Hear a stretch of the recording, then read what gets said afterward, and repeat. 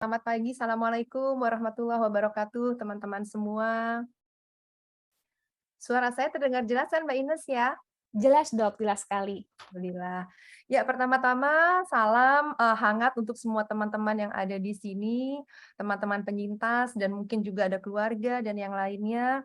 Alhamdulillah kita bisa berkumpul pada pagi hari yang cukup cerah ya, walaupun sedikit mendung, tapi mudah-mudahan hati kita semua cerah. Dan, kita akan mencoba untuk membahas satu topik yang kemarin saya bilang sama Mbak Ines, "Wah, ini kayak pelajaran loh, ini kayak kuliah ini," gitu ya Mbak Ines ya. Tapi kita coba sampaikan dengan, dengan, cukup, mengalir, mudah-mudahan teman-teman bisa mengerti. Nah, mungkin saya bisa dibolehkan untuk screen sharing karena ini belum bisa? Oke, baik Dok. Sudah Dok, silakan. Baik. Apakah sudah terlihat, PowerPoint-nya? Ya, sudah. Baik. Ya, jadi, teman-teman sekalian yang saya sayangi, pejuang-pejuang hebat yang ada di sini, saya mendapat tugas kali ini dari panitia CISC dan Ongkowan untuk membawakan materi mengenai apakah kanker payudara stadium dini itu perlu dikemoterapi atau tidak.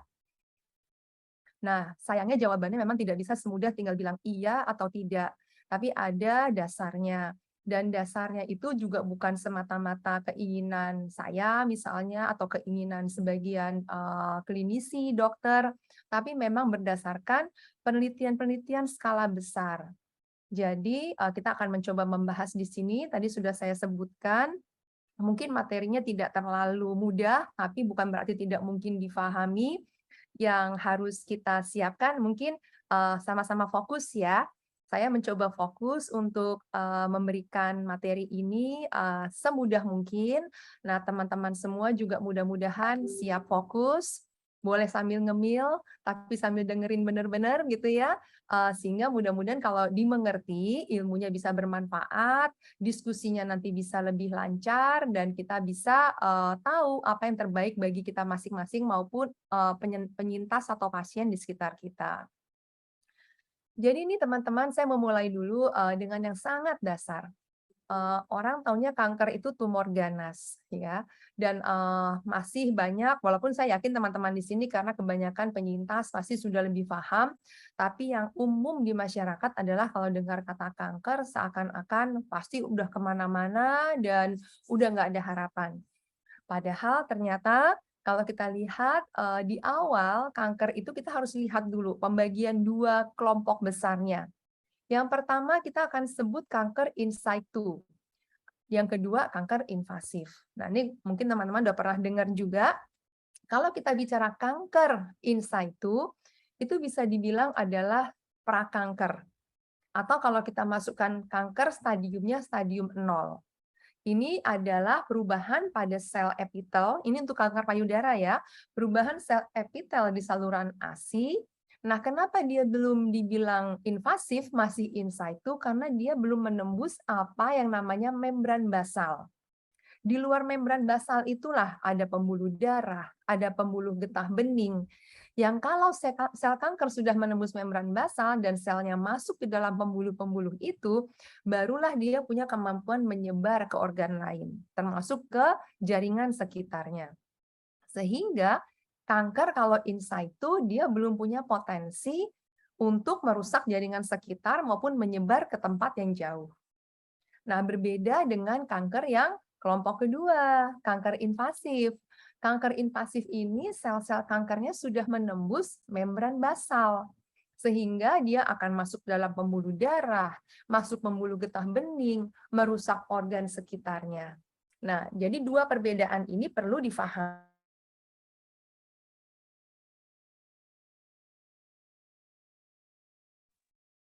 Dokter Farida suaranya hilang ya, Mbak Tiar ya? Betul, di saya pun Iya, hilang, kayaknya freeze. lagi nge-lag ya, Iya. Oke, Dokter Faridanya. coba.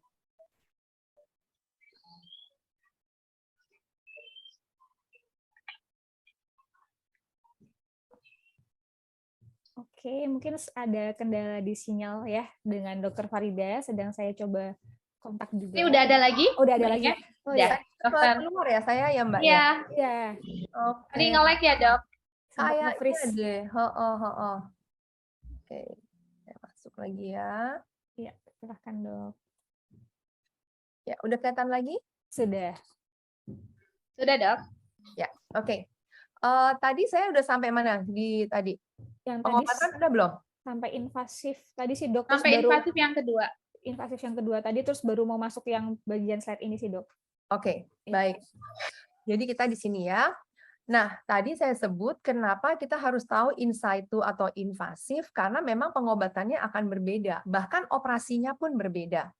Karena itu teman-teman mungkin sekarang sudah mulai banyak yang paham, sebenarnya kalau ada benjolan mencurigakan di payudara, itu ya tidak bisa dibilang tepat kalau harus dioperasi langsung. Harusnya ditegakkan dulu diagnosisnya. Karena kita lihat di sini nih, kanker payudara in situ itu pengobatannya cukup pengangkatan kanker itu tanpa meninggalkan sisa di lokasi.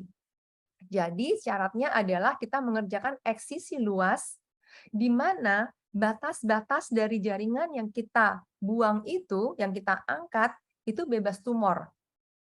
Jadi cukup kontrol lokal kalau kita bicara kanker in situ. Beda dengan kanker invasif. Karena kalau kanker invasif kan berarti sudah ada kemungkinan dia masuk ke pembuluh darah, pembuluh getah bening. Jadi kita tidak cukup hanya melakukan operasi pada payudara saja. Operasi payudara kan teman-teman tahu ya, macam-macam, ada yang namanya eksisi luas atau orang menyebut wide eksisi. Kemudian kalau untuk in situ cukup hanya eksisi luas. Ketiak, kelenjar getah bening ketiak tidak perlu kita utak-atik.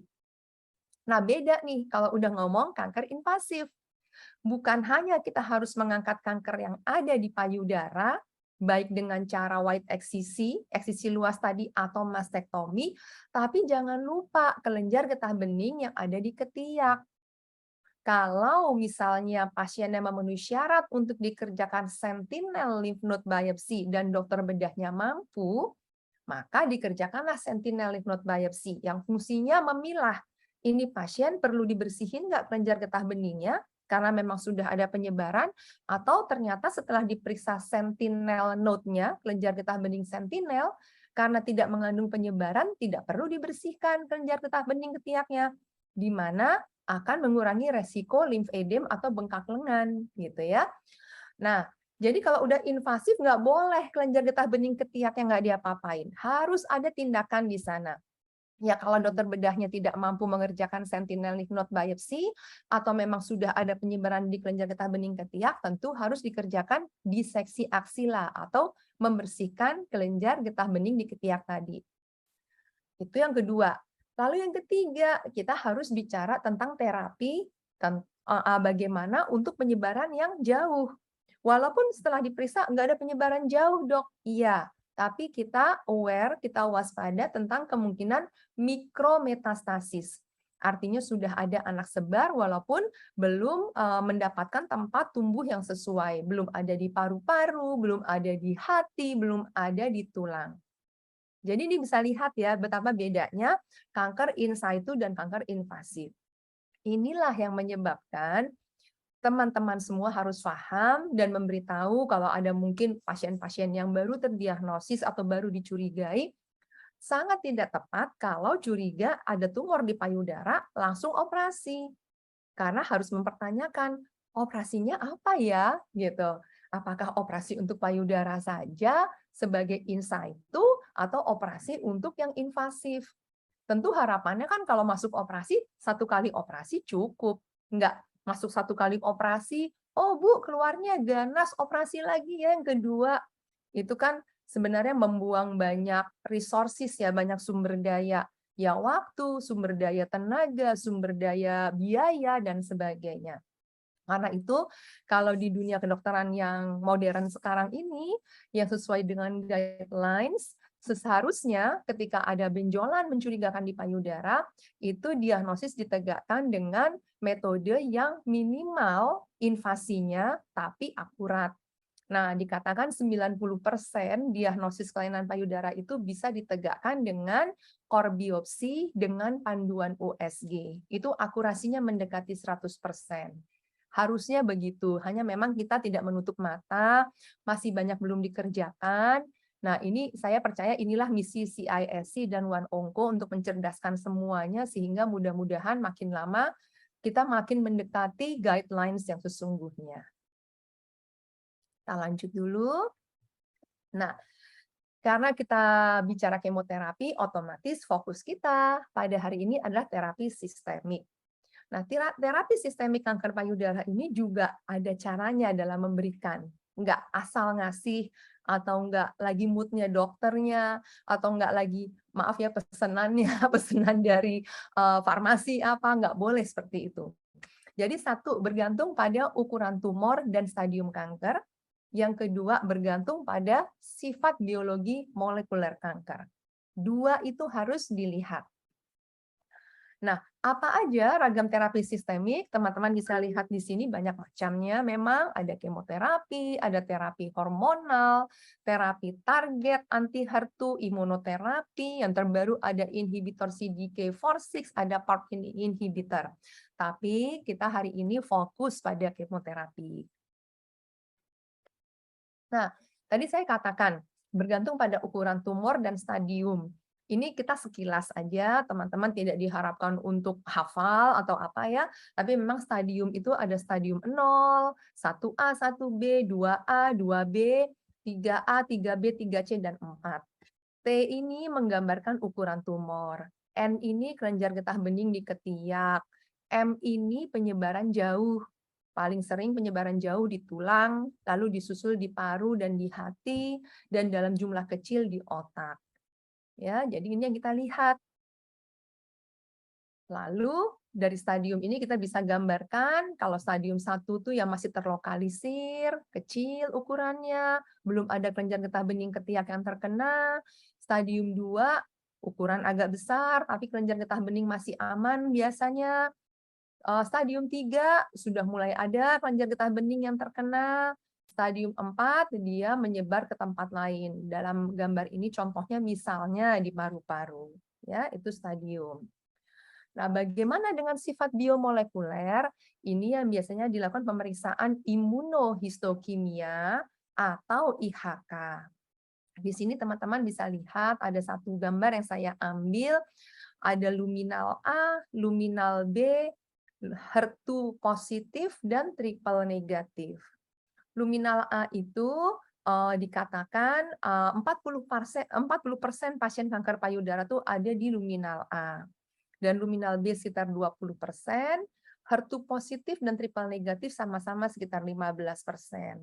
Dan memang makin ke arah kiri, ini prognosisnya biasanya makin baik karena ini berhubungan dengan progresivitas atau agresivitas dari si kankernya.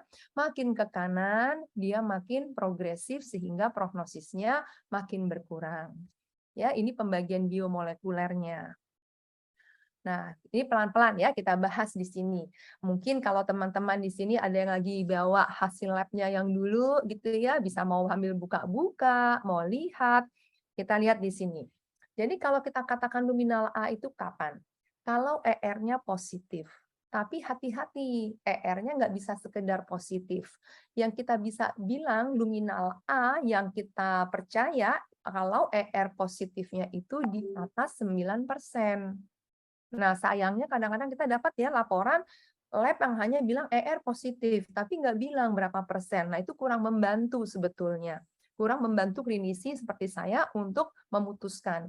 Jadi ER positifnya harus cukup tinggi, yaitu di atas 9%. Lalu HER2-nya negatif. Biasanya kalau teman-teman lihat, HER2 itu laporannya positif 1, positif 2, positif 3. Kalau positif 1 itulah yang negatif. Positif 2, kita harus lanjutkan pemeriksaan berikutnya biasanya dengan CIS atau FISH.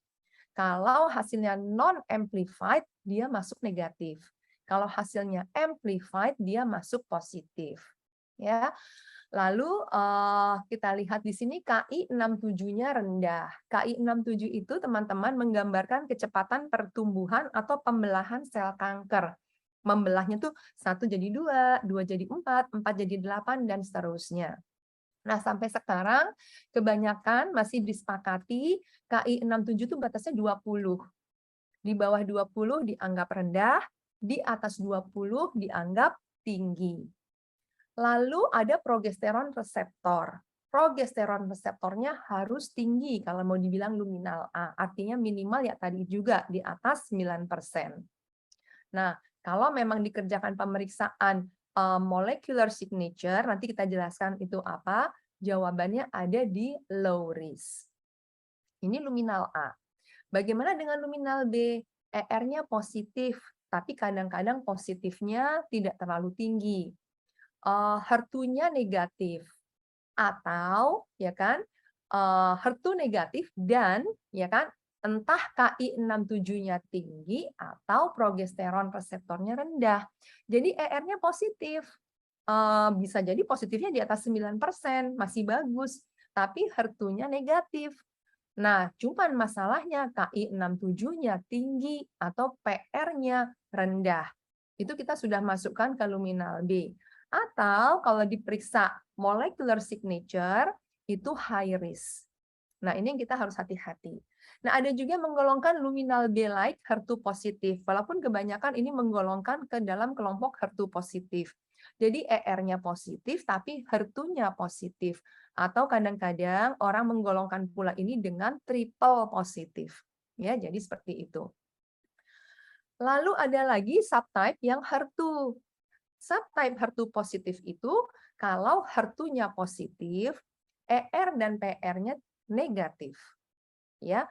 Lalu ada lagi basal-like yang termasuk di dalam sini adalah triple negatif. Ini jelas ER, PR, HER2 negatif semua.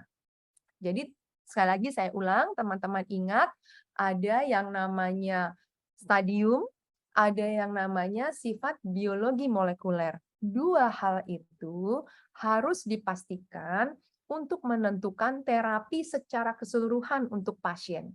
Bukan hanya kemoterapi atau tidak sebenarnya, tapi juga mengenai operasinya, timing, kapan harus dioperasi. Apakah dimasukkan terapi sistemik dulu, misalnya kemoterapi baru operasi, atau operasi dulu baru terapi sistemik, nanti kita akan bahas berikutnya. Sampai sini, tarik nafas panjang dulu kalau agak pusing. Mudah-mudahan sih masih bisa dimengerti ya sama teman-teman semua. Nah, mari kita bicara sekarang terapi sistemik kanker payudara stadium awal yang subtipe luminal. Ingat ya tadi ya, luminal ER-nya positif, HER2-nya negatif. Ya, KI67-nya kalau rendah masuk luminal A, kalau tinggi masuk luminal B. Jadi, pada kanker payudara subtipe luminal, terapi hormonal adalah terapi sistemik yang utama. Karena namanya aja reseptor hormonalnya, estrogen reseptor dan progesteron reseptornya positif. Jadi terapi hormonal itu terapi sistemik utama. Tapi beberapa kasus akan mendapat keuntungan dari kemoterapi. Nah, itu tadi bergantung pada resiko rekurensi yang bisa diperkirakan dari apa saja? Stadium, grading atau diferensiasi.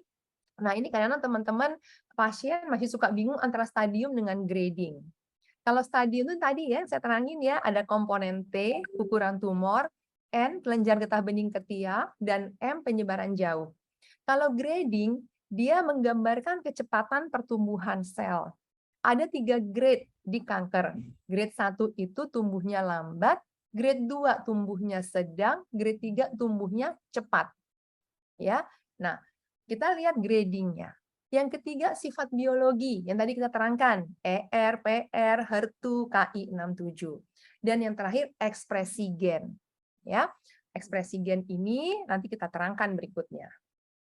Nah, kalau kita menghadapi kanker payudara stadium awal, subtipe luminal, kita lihat di sini.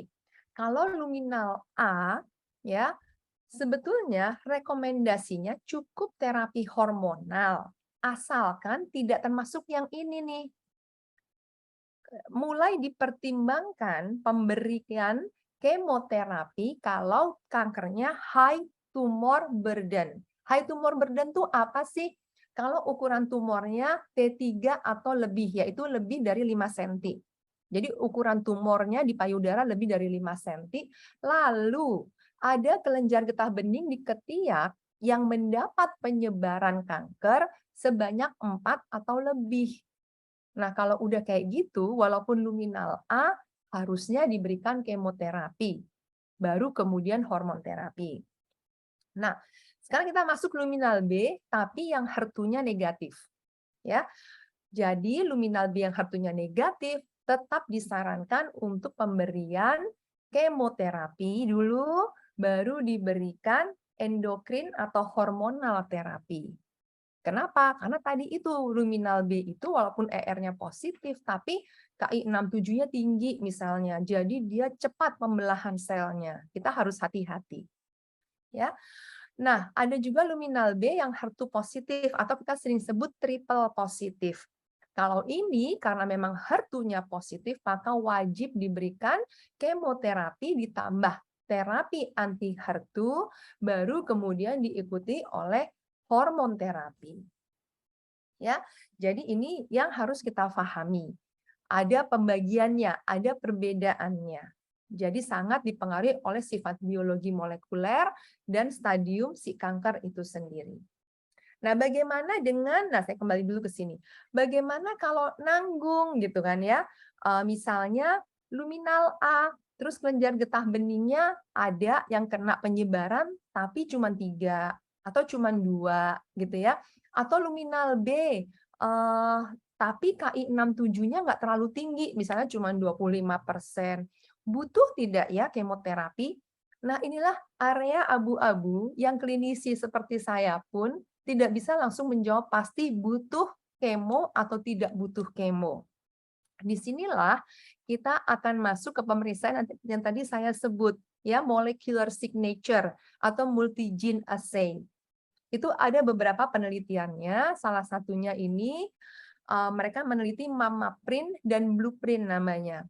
Jadi MammaPrint ini akan memeriksa 70 gen, kalau Blueprint memeriksa 80 gen, yang akan membantu klinisi seperti saya membuat keputusan mengenai perlu tidaknya kemoterapi pada kanker payudara stadium awal subtipe luminal yang ada di daerah abu-abu tadi itu, ya, yang tidak terlalu jelas gitu loh.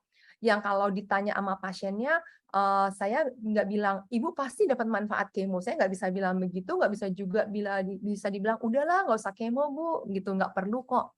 Ada di daerah abu-abu. Nah, di sini akan diperiksa gen dari si kanker, jadi diambil dari sediaan kankernya, kita periksa gen-gennya, nanti keluarlah laporan yang masuknya ke dalam low risk atau high risk. Kalau low risk, tidak perlu kemoterapi, kalau high risk, perlu kemoterapi. Ini low risk, high risk maksudnya rekurensi ya, kemungkinan kambuh. Kalau kemungkinan kambuhnya kecil, tidak perlu kemo. Bahkan sekarang ada yang namanya ultra low, pasti banget tidak perlu kemo. Ada yang high risk, resiko kambuhnya tinggi, itu perlu kemo. Nah, dalam penelitian ini mereka mengatakan, nih Bu, kalau yang kuning ini dokter bilang dari awal nggak perlu kemo. Dan ternyata emang nggak perlu kemo. Ini area yang kita nggak ragu-ragu lagi lah. Yang memang luminal A, tumornya kecil ya. Lalu ini area yang memang kita nyatakan dari awal perlu kemo. Ya, memang high burden disease, high burden tumor. Tumornya gede, kelenjar getah beningnya banyak. Atau HER2-nya positif atau triple negatif. Nah, ini nih area yang ternyata bisa mengalami perubahan. Yang abu-abu itu, yang tadinya dokternya bilang nggak perlu kemo, ternyata setelah MammaPrint perlu di kemo. Yang oranye, yang tadinya sama dokternya dibilang perlu kemo, Bu, ternyata setelah diperiksa MammaPrint, Blueprint, tidak perlu kemo. Jadi memang ada kemungkinan perubahan keputusan yang menjadi lebih tepat setelah pemeriksaan ini. Tapi sekali lagi tidak semua kanker ya. Kita periksa yang ada di area abu-abu tadi. Nah, mari kita sekarang masuk ke terapi sistemik, kanker payudara stadium awal, tapi subtipe HER2 positif. Subtipe HER2 positif ini akan langsung dikategorikan sebagai resikonya cukup tinggi. Sehingga kemoterapi plus terapi target anti HER2 dianjurkan untuk kasus ya, semua kasus yang HER2-nya positif dengan kelenjar getah bening ketiak juga positif ada penyebaran. Lalu kasus yang HER2-nya positif, walaupun kelenjar getah bening ketiaknya nggak ada yang terkena penyebaran, tapi ukuran tumornya sudah lebih dari 5 mm. Jadi ukuran tumor lebih dari setengah senti pun sudah dianggap perlu karena resikonya tinggi, sifatnya tuh memang sifat agresif.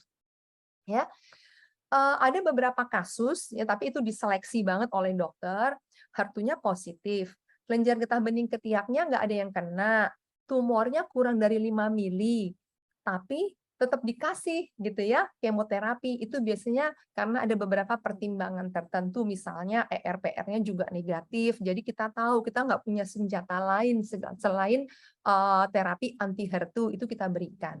Ya, nah tidak dianjurkan kalau kasusnya walaupun HER2-nya positif, tapi kelenjar getah beningnya negatif dan ukuran tumornya kurang dari 5 mili.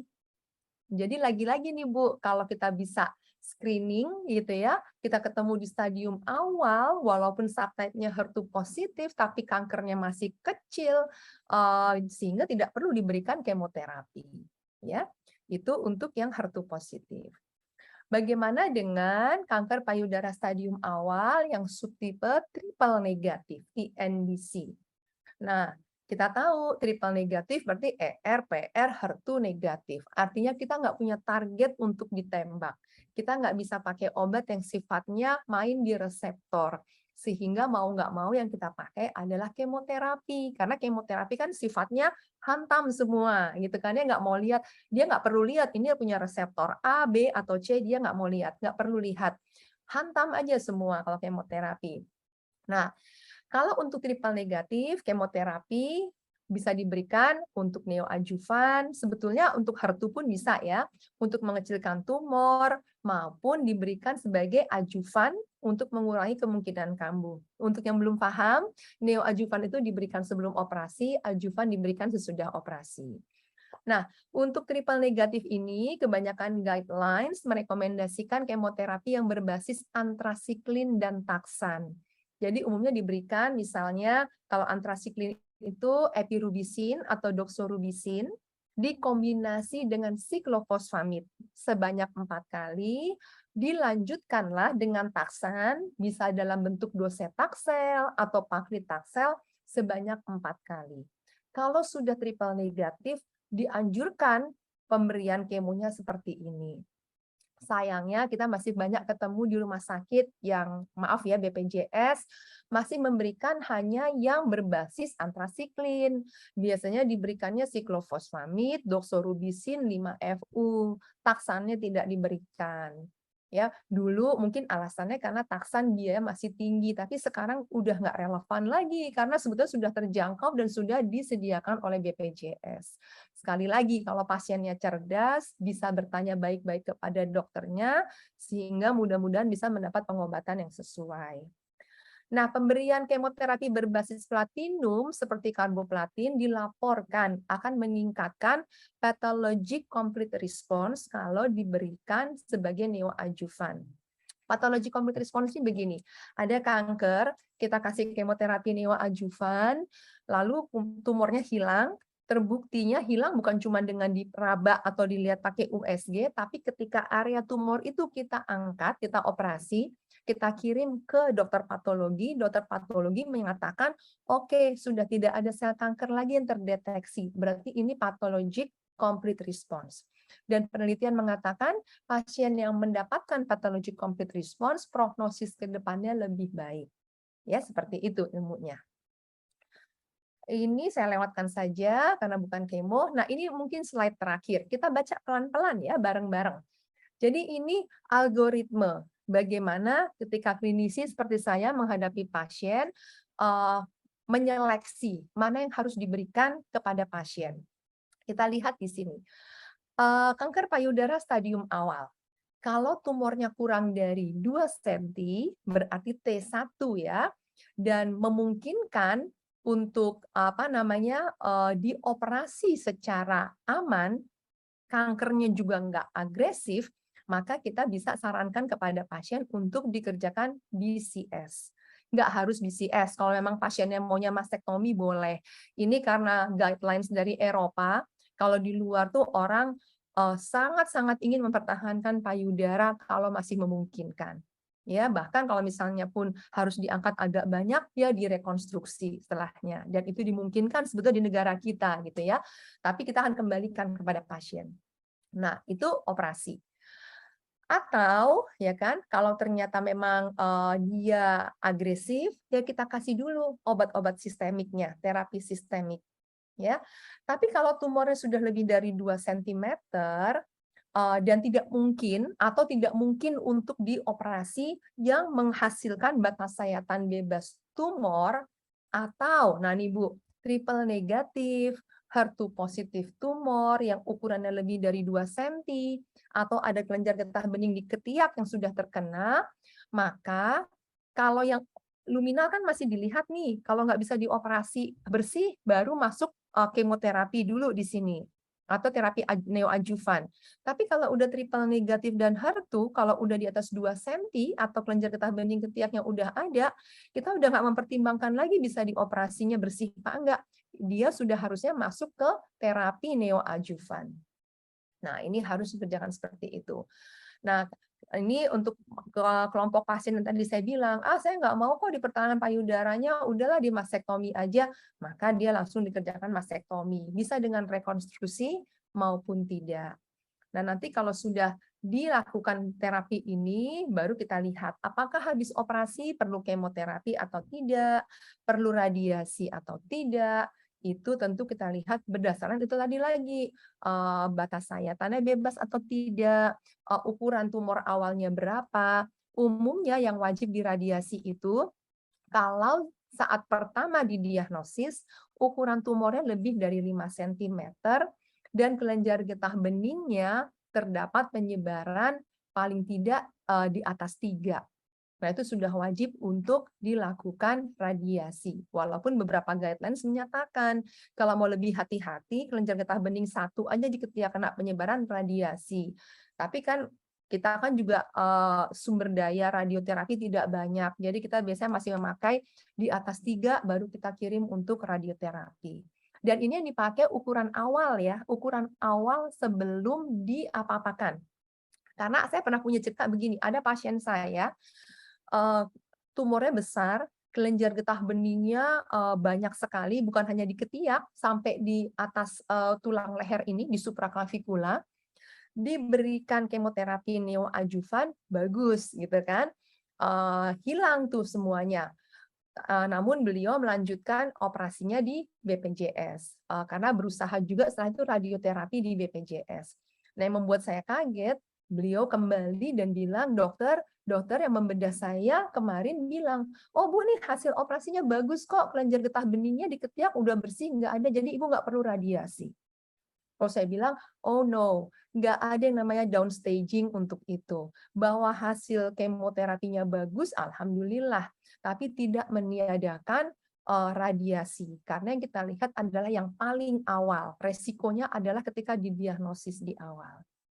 Ya, jadi mudah-mudahan bisa dimengerti ya teman-teman, dan kita kayaknya akan kalau berlanjut ke diskusi akan lebih baik. Tapi kalau memang untuk butuh info lebih lagi, ini ada media digital yang saya buat ketika saya S3 kemarin, teman-teman bisa buka, bisa pelajari. Kita sudah berusaha tuangkan ilmu-ilmu yang tadi dengan bahasa awam. Kita punya app-nya tapi masih berbasis Android, ada webnya, di IG juga mulai ada, dan di Facebook teman-teman silahkan buka. Mudah-mudahan bisa membantu ya untuk merefresh kalau yang tadi mungkin ada kelewat atau lupa sedikit-sedikit. Baik, itu saja. Terima kasih. Saya kembalikan kepada Mbak Ines.